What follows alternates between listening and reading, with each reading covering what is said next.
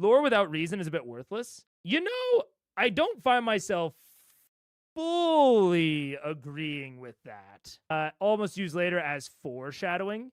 Yeah, yes. I think more of my sort of, or I guess more of what I'm getting at is that it is not, I'll use that term again, like dense with value.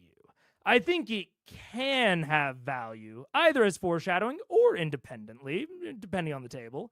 And depending on how much possible lore you give them, like over the table or outside of it.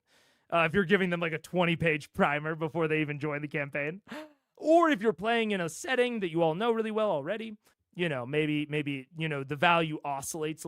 But I'm more just highlighting that it is not as dense in that moment. And so you have to have, or not have to, but I think it's good to have extra reasoning other than just, its lore. Yeah, I mean, I think Ross, you're kind of referring to, I would say like foreshadowing there.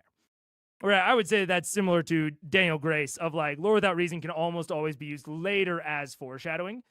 I think that is the lore isolated, right? Just sitting there.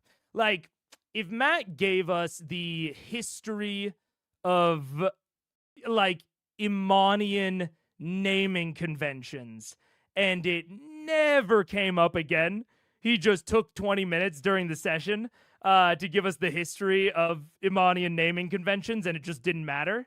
I don't even know that I would necessarily call that worthless, but it's very low. It's very what's the opposite of dense? Spacious. I don't know.